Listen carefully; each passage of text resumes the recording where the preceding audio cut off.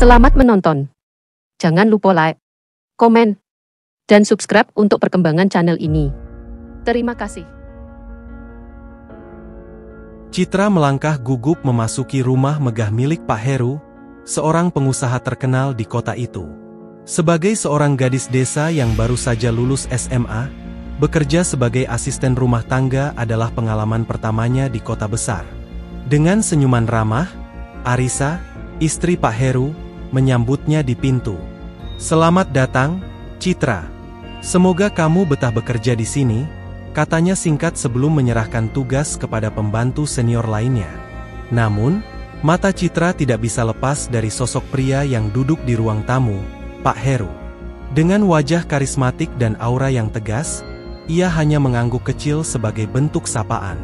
Hari-hari pertama bekerja terasa menantang bagi Citra. Rumah besar itu memiliki aturan yang ketat, tetapi ia berusaha keras menyesuaikan diri. Arisa sering bepergian untuk urusan bisnis, meninggalkan rumah dalam pengawasan Pak Heru. Citra pun lebih sering bertemu dengannya dibandingkan majikannya yang perempuan. Meski awalnya merasa canggung, perlahan ia mulai nyaman berada di sekitar Pak Heru. Pria itu tidak segan memberi pujian ketika melihat Citra bekerja dengan teliti. "Kerjamu rapi sekali, Citra. Rumah jadi terasa lebih nyaman," ujarnya suatu kali, membuat wajah Citra merona. Suatu sore, ketika Citra sedang membersihkan ruang kerja Pak Heru, ia tanpa sengaja menjatuhkan dokumen penting di meja. Pak Heru yang baru saja masuk menangkap kekacauan itu. "Santai saja, tidak perlu panik," katanya sambil tersenyum kecil. Citra meminta maaf dengan nada tergagap, tetapi Pak Heru hanya tertawa kecil dan membantu membereskan dokumen tersebut. "Jangan terlalu keras pada dirimu sendiri. Kita semua pernah membuat kesalahan," katanya dengan nada lembut. Sejak saat itu, hubungan mereka mulai mencair, dan Citra merasakan sisi lain dari Pak Heru yang hangat dan perhatian. Interaksi mereka semakin sering terjadi, terutama ketika Arisa tidak ada di rumah. Citra seringkali menyajikan teh sore untuk Pak Heru di ruang kerjanya, di mana mereka kadang-kadang berbincang ringan. Topiknya sederhana, mulai dari pekerjaan Citra hingga masa kecilnya di desa. Pak Heru tampak tertarik mendengar cerita gadis itu tentang perjuangannya membantu keluarganya. "Kamu punya jiwa yang kuat. Tidak banyak orang seusiamu yang bisa berpikir dewasa seperti itu," katanya suatu hari. Kata-kata itu membekas di hati Citra, yang selama ini jarang mendapat penghargaan atas usahanya. Namun, tidak semua hari berjalan lancar. Beberapa kali, Citra merasa gugup saat menangkap tatapan Pak Heru yang tampak terlalu dalam. Ada sesuatu di balik mata pria itu yang sulit ia artikan. Ia mulai bertanya-tanya apakah itu hanya perasaannya, atau mungkin ada sesuatu yang lebih dari sekadar perhatian seorang majikan terhadap pekerjanya. Meski begitu, Citra berusaha mengabaikan perasaan aneh itu, meyakinkan dirinya bahwa ia tidak boleh memikirkan hal-hal yang tidak pantas. Arisa, di sisi lain, tampaknya tidak terlalu memperhatikan dinamika yang berkembang di rumah. Kesibukannya membuatnya sering absen, bahkan saat momen-momen penting seperti ulang tahun pernikahan mereka. Suatu malam, Citra melihat Pak Heru duduk sendirian di ruang tamu, menatap foto pernikahannya dengan ekspresi kosong. "Kamu tidak tidur, Pak?" tanya Citra, memecah kesunyian. Pak Heru hanya menggeleng pelan. "Kadang, sepi itu lebih baik daripada kebisingan tanpa makna," jawabnya dengan nada sendu. Kata-kata itu membuat Citra merasa ada luka yang dalam di hati pria itu. Hari-hari berlalu, dan Citra mulai menyadari bahwa bekerja di rumah besar itu bukan hanya tentang membersihkan dan melayani. Ada dinamika yang rumit antara Pak Heru dan Arisa, yang perlahan-lahan terlihat oleh Citra. Meski ia berusaha menjauhkan diri dari urusan pribadi majikannya, perasaan simpatinya terhadap Pak Heru mulai tumbuh. Ia tidak tahu bahwa perasaan ini akan menyeretnya ke dalam cerita yang jauh lebih rumit dari yang pernah ia bayangkan. Sejak malam ketika Citra mendapati Pak Heru termenung di ruang tamu, hubungan mereka perlahan berubah. Pak Heru mulai sering mencari kehadiran Citra di rumah. "Citra, bisa bantu saya menyiapkan kopi di ruang kerja?" tanyanya suatu pagi, meski biasanya ia lebih sering meminta bantuan staf lain. Citra, yang tak pernah menolak permintaan majikannya, segera mengantarkan kopi itu. Namun, kali ini ada yang berbeda. Pak Heru mengajaknya duduk sebentar. "Kamu terlihat lelah akhir-akhir ini. Jangan terlalu memaksakan diri," ujarnya dengan nada perhatian. Kata-kata itu membuat hati Citra hangat, sesuatu yang jarang ia rasakan selama bekerja di rumah itu. Kebiasaan ini menjadi semakin sering. Pak Heru tampak menikmati obrolan santai dengan Citra di sela-sela kesibukan kantornya. Mereka membicarakan hal-hal sederhana, seperti cuaca, hobi, hingga impian masa depan. Citra merasa dihargai, sesuatu yang jarang ia dapatkan dari orang lain. Pak Heru itu baik sekali, pikirnya, meski ia tahu harus menjaga jarak. Namun, setiap kali ia berusaha menahan diri, ada sisi dari Pak Heru yang membuatnya sulit mengabaikan perhatian pria itu. Suatu sore, ketika hujan deras mengguyur kota, Pak Heru meminta Citra menemaninya di teras rumah. "Kadang, hujan membuat saya merasa damai," katanya, memandang lebatnya tetesan air. Citra hanya diam, menikmati momen itu bersama majikannya. Namun, keheningan di antara mereka justru terasa lebih intim daripada ribuan kata. Pak Heru tiba-tiba bertanya, "Citra, apa yang membuatmu bertahan bekerja di sini, jauh dari keluargamu?" Pertanyaan itu mengejutkan Citra, tetapi ia menjawab dengan jujur. "Saya ingin membantu orang tua saya, Pak. Saya ingin mereka bangga," ucapnya pelan. Jawaban itu membuat Pak Heru semakin mengaguminya. Namun, kedekatan ini tidak sepenuhnya luput dari perhatian para staf lainnya. Beberapa mulai bergosip, meski hanya dalam bisikan kecil. "Kenapa Pak Heru sering memanggil Citra ya? Ada yang aneh?" ujar salah satu staf kepada rekannya. Citra mendengar bisikan-bisikan itu, tetapi ia memilih untuk tidak menanggapinya. Baginya, hubungan dengan Pak Heru hanyalah interaksi biasa antara majikan dan pekerja. Namun, dalam hatinya, ia tidak bisa membohongi perasaan aneh yang perlahan tumbuh setiap kali melihat senyuman pria itu. Keakraban mereka mencapai puncaknya suatu malam ketika Arisa kembali pergi ke luar kota. Setelah makan malam, Pak Heru mengajak Citra berbincang di ruang tamu. Obrolan ringan itu berubah menjadi diskusi mendalam tentang kehidupan, keluarga, dan mimpi. "Terkadang, saya merasa lelah dengan semua ini," kata Pak Heru tiba-tiba. Citra menatapnya, tidak tahu harus merespons apa. "Hidup saya mungkin terlihat sempurna, tapi ada banyak hal yang kosong," lanjutnya. Citra hanya bisa mendengarkan, tetapi dalam hatinya, ia merasakan kepedihan yang tulus dari pria itu. Dalam momen itu, Pak Heru tanpa sadar memegang tangan Citra. "Kamu adalah orang yang paling tulus yang pernah saya temui dalam beberapa waktu terakhir," katanya, membuat Citra terpaku. Ia tidak tahu bagaimana harus bereaksi. Ada perasaan hangat, tetapi juga ketakutan yang menyelimuti dirinya. Ia tahu ini bukanlah hal yang benar, tetapi sulit untuk mengabaikan kenyataan bahwa perhatian Pak Heru membuatnya merasa istimewa.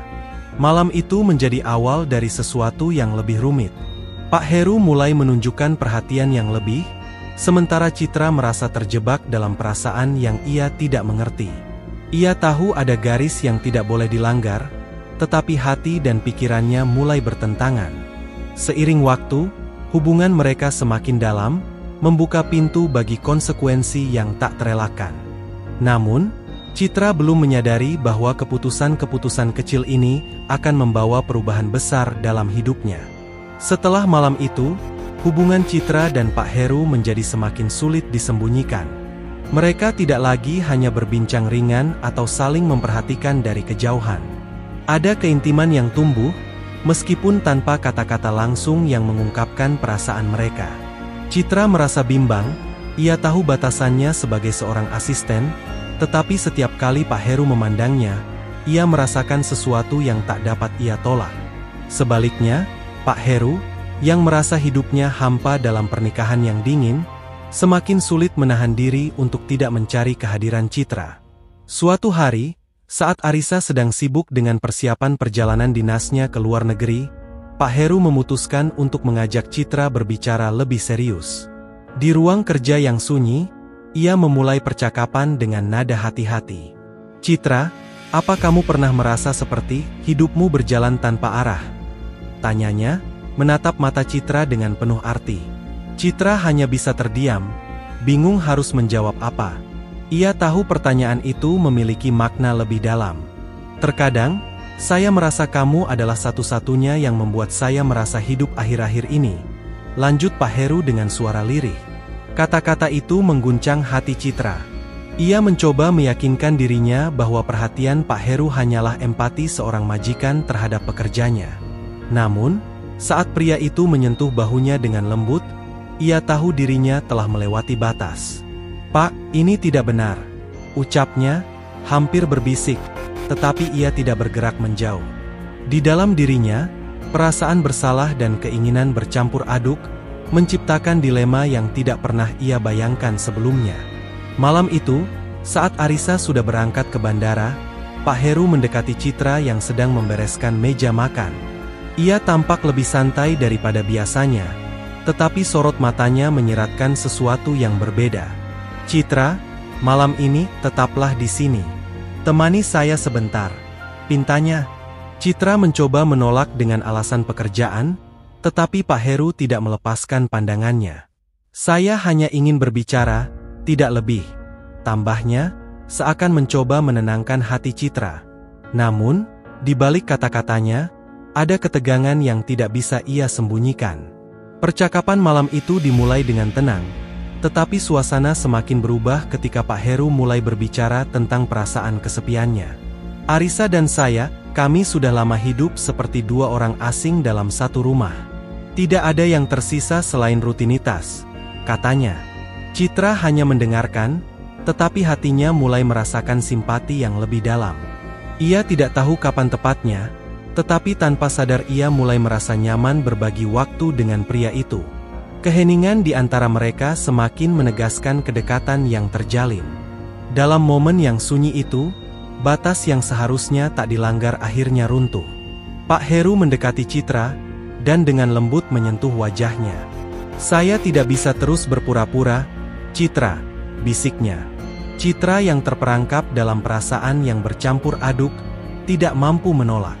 Momen itu menjadi awal dari hubungan terlarang mereka, sesuatu yang mereka tahu salah, tetapi terlalu kuat untuk dilawan. Malam itu, mereka menyerah pada emosi yang selama ini terpendam. Namun, setelah semuanya terjadi, rasa bersalah mulai menghantui Citra.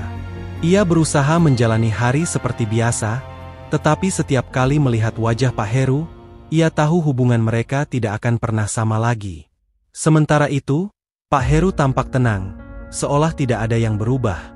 Tetapi di dalam hati, ia sadar bahwa apa yang telah mereka mulai akan membawa mereka ke dalam pusaran masalah yang sulit dihindari. Sejak saat itu, rahasia besar mulai mengikat mereka berdua, dan konsekuensinya akan segera datang mengetuk pintu kehidupan mereka. Hari-hari berlalu dengan ketegangan yang terus membayangi Citra. Setelah malam itu, ia berusaha menjaga jarak dari Pak Heru, tetapi usahanya tampak sia-sia. Pak Heru semakin sering mencarinya, bahkan untuk hal-hal kecil. "Citra, tolong bawakan dokumen ini ke ruang kerja." Atau, "Citra, temani saya minum teh sebentar." Setiap interaksi membuat jantungnya berdebar, tetapi ia tidak mampu menolak permintaan pria itu. Di sisi lain, rasa bersalah terus menghantui pikirannya. Bagaimana jika Arisa mengetahui semua ini? Atau lebih buruk lagi, bagaimana jika staf lain mulai curiga? Pak Heru, sebaliknya, tampak tenang dan percaya diri. Ia mulai menunjukkan perhatian yang lebih terbuka pada Citra, meski masih dalam batas yang tidak mencolok. Namun, beberapa staf mulai memperhatikan perubahan sikap majikan mereka. "Kenapa Pak Heru selalu memanggil Citra? Bukankah itu tugas kita?" gumam salah satu pembantu senior kepada temannya. Bisikan-bisikan kecil ini mulai membuat Citra merasa tertekan. Ia tahu hubungan mereka tidak akan selamanya tersembunyi, tetapi ia juga tidak mampu mengakhiri apa yang telah dimulai. Suatu sore, ketika Arisa sedang berada di luar kota, Pak Heru mengajak Citra berbicara di taman belakang rumah. Angin sepau-sepau meniup rambut Citra yang terurai, membuatnya terlihat semakin mempesona di mata Pak Heru. "Citra, kamu tahu kan kalau saya sangat menghargai kehadiranmu di sini?" ucapnya dengan nada lembut. Citra hanya menunduk, tidak berani menatap langsung. "Tapi ini salah, Pak," jawabnya pelan. Namun, kata-katanya tidak cukup kuat untuk menahan perasaan yang semakin berkembang di antara mereka. Pak Heru mencoba meyakinkan Citra bahwa apa yang mereka jalani adalah sesuatu yang spesial. "Saya tahu ini tidak mudah, tapi saya merasa hidup kembali sejak kamu ada di sini," katanya dengan nada tulus. Citra yang awalnya ingin menjauh malah semakin terperangkap dalam kata-kata manis pria itu. Ia tahu bahwa hubungan ini salah, tetapi perasaannya kepada Pak Heru terlalu kuat untuk diabaikan. Setiap perhatian kecil darinya membuat hati Citra bergetar, meski ia sadar ada risiko besar yang menanti mereka. Ketegangan semakin memuncak ketika Arisa tiba-tiba mempercepat jadwal kepulangannya. Ia kembali ke rumah tanpa memberitahu siapapun, membuat seluruh penghuni rumah terkejut. Saat itu, Citra sedang membersihkan ruang kerja Pak Heru. Seperti biasanya, Arisa yang baru tiba mendapati suaminya sedang berbincang dengan Citra. Meski tidak ada yang mencurigakan secara langsung, sorot mata Arisa menunjukkan bahwa ia merasa ada sesuatu yang tidak beres. "Citra, tolong siapkan teh untuk saya," katanya dingin, membuat suasana menjadi canggung. Setelah Arisa kembali, Pak Heru dan Citra harus lebih berhati-hati. Mereka tidak bisa lagi bertemu terlalu sering atau berbicara terlalu lama. Namun, keadaan itu justru membuat hubungan mereka semakin penuh gairah. Setiap momen singkat yang mereka habiskan bersama terasa begitu berarti, seperti mencuri waktu dari sesuatu yang tidak seharusnya mereka miliki.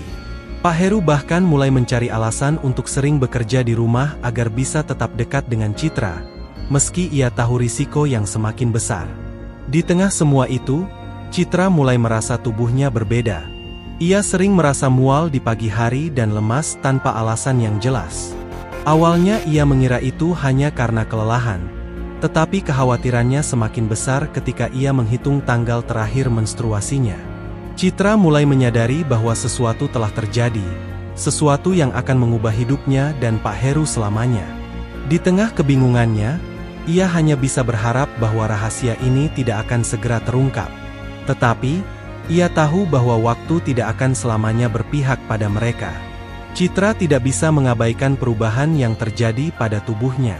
Rasa mual dan lemas semakin sering muncul, terutama di pagi hari. Pada awalnya, ia mencoba menyangkal, berpikir bahwa itu hanyalah efek dari stres dan kelelahan. Namun, ketika keluhan ini berlangsung lebih dari 2 minggu, ia mulai merasa takut. "Apa mungkin?"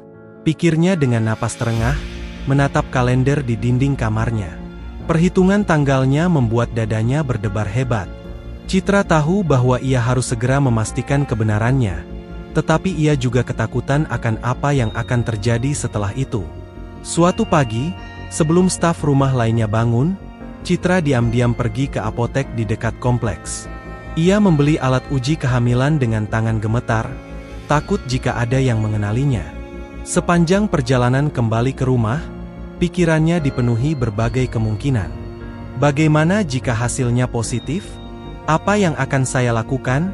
Gumamnya dalam hati. Setibanya di rumah, ia langsung menuju kamar mandi dan melakukan tes dengan penuh kecemasan. Ketika 2 garis merah muncul di alat tersebut, tubuhnya gemetar. Air matanya mengalir tanpa ia sadari, bukan hanya karena takut, tetapi juga karena ia tidak tahu harus berbuat apa. Hari itu, Citra merasa sulit menjalani rutinitas seperti biasa. Pak Heru, yang memperhatikan wajah pucat Citra, mendekatinya di ruang makan. "Kamu kelihatan tidak sehat, Citra. Apa kamu baik-baik saja?" tanyanya dengan nada penuh perhatian. Citra mengangguk kecil, mencoba menyembunyikan kekacauan di dalam dirinya. Namun, sorot mata Pak Heru menunjukkan bahwa ia tidak sepenuhnya percaya.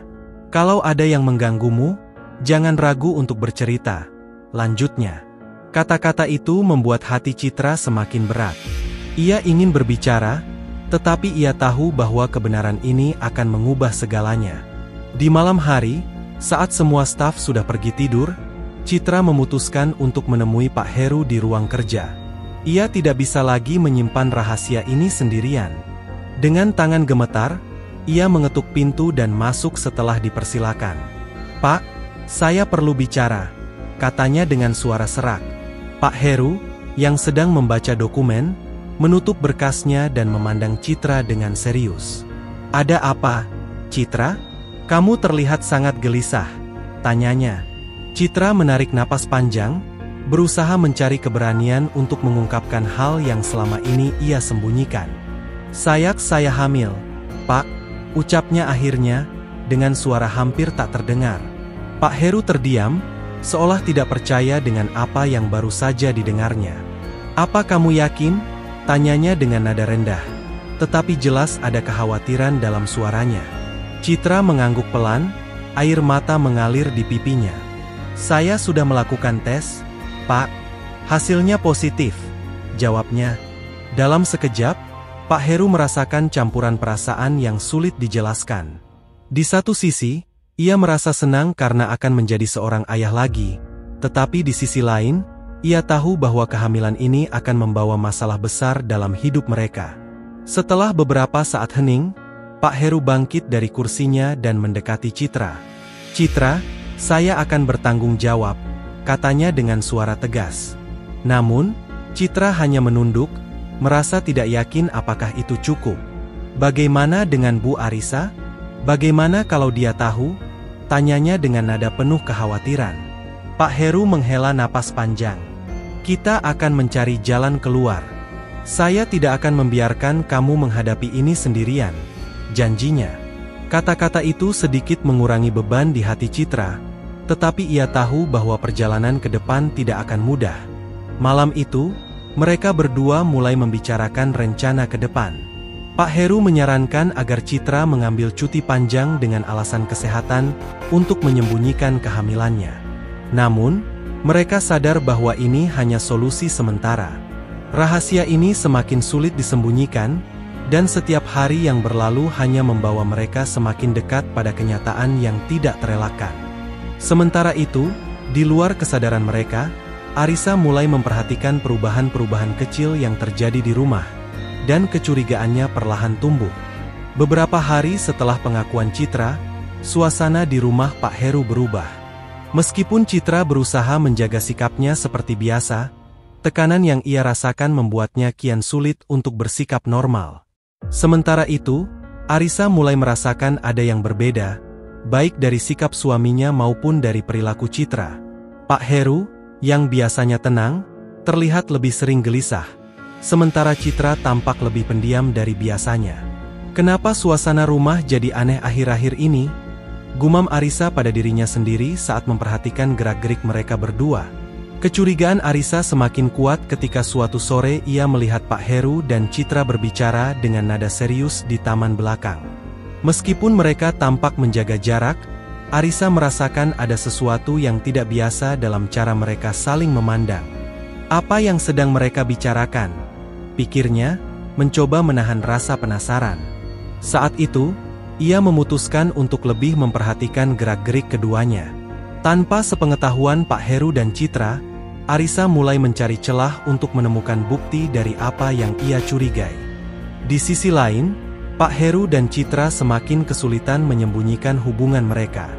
Setiap kali mereka berbicara, ada rasa takut yang menyelimuti, seolah-olah mata Arisa selalu mengawasi. "Kita harus lebih hati-hati," bisik Pak Heru saat bertemu Citra di dapur. Citra hanya mengangguk, tetapi hatinya gelisah. Ia tahu bahwa rahasia ini tidak bisa disembunyikan selamanya, terutama karena tanda-tanda kehamilannya perlahan mulai terlihat. Perutnya yang mulai membesar memaksanya untuk mengenakan pakaian longgar agar tidak ada yang curiga. Sementara itu, Arisa mulai mengambil langkah lebih jauh untuk mencari tahu kebenaran. Suatu hari, ia memutuskan untuk memeriksa kamar Citra saat gadis itu sedang sibuk di dapur. Saat menggeledah laci, Arisa menemukan alat uji kehamilan yang sudah digunakan. Melihat 2 garis merah di alat tersebut, Arisa terkejut. "Apa ini?" gumamnya, merasakan kemarahan yang perlahan muncul di hatinya. Pikiran pertama yang muncul di benaknya adalah bahwa Citra sedang menjalin hubungan dengan seseorang. Namun, ia belum memiliki bukti kuat untuk menghubungkannya dengan Pak Heru. Menahan amarahnya, Arisa memutuskan untuk menguji Citra secara langsung. Malam harinya, saat mereka sedang menyiapkan makan malam, Arisa mulai mengajukan pertanyaan-pertanyaan yang tajam. "Citra, kamu kelihatan agak berbeda akhir-akhir ini. Apa kamu sakit?"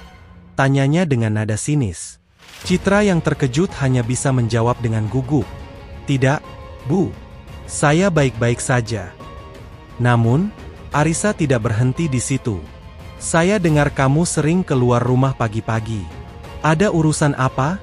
lanjutnya, membuat Citra semakin terpojok. Pak Heru yang mendengar percakapan itu segera masuk untuk mengalihkan perhatian. "Sudahlah, Arisa. Jangan terlalu keras pada Citra.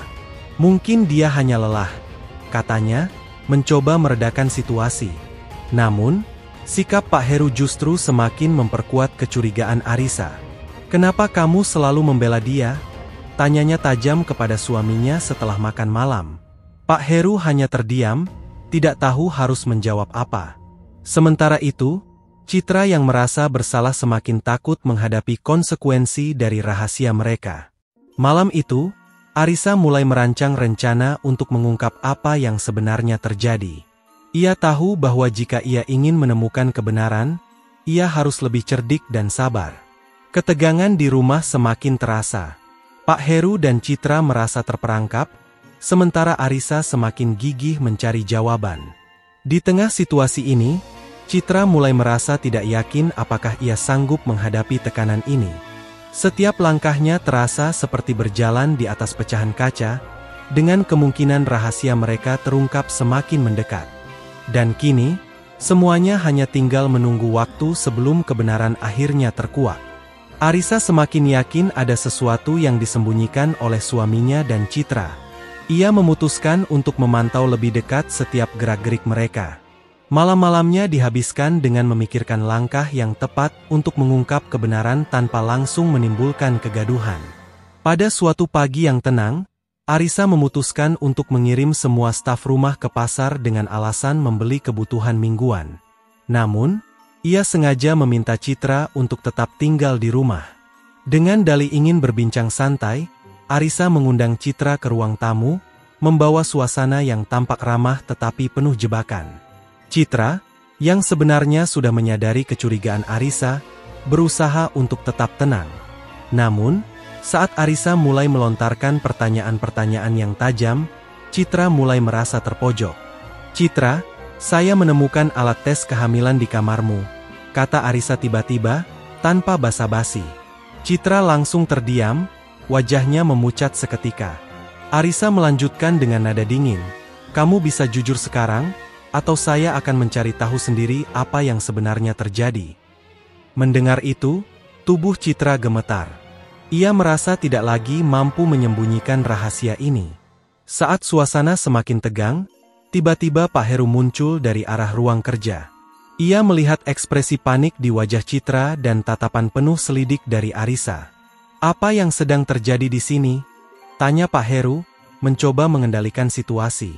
Arisa menoleh dengan tajam. "Saya yang seharusnya bertanya. Heru, apa hubunganmu dengan Citra?" tanyanya dengan nada penuh emosi. Pak Heru terdiam, mengetahui bahwa rahasia mereka sudah diambang terbongkar. Citra menunduk, tidak berani berkata apa-apa. Setelah beberapa saat hening, Pak Heru menghela napas panjang. Ia menyadari bahwa tidak ada gunanya terus berbohong. "Arisa, aku minta maaf. Tapi aku harus jujur. Citra sedang mengandung anakku," ucapnya dengan suara rendah tetapi tegas. Pernyataan itu seperti petir di siang bolong bagi Arisa. Ia tidak percaya apa yang baru saja didengarnya. Wajahnya memerah, campuran antara marah, kecewa, dan sakit hati. "Bagaimana bisa kau melakukan ini padaku, Heru?" teriaknya, air mata mulai mengalir di pipinya. Citra yang merasa bersalah berusaha meminta maaf. "Bu, saya tidak bermaksud menyakiti Anda. Saya juga tidak tahu harus bagaimana," katanya sambil menangis. Namun, Arisa tidak mau mendengarnya.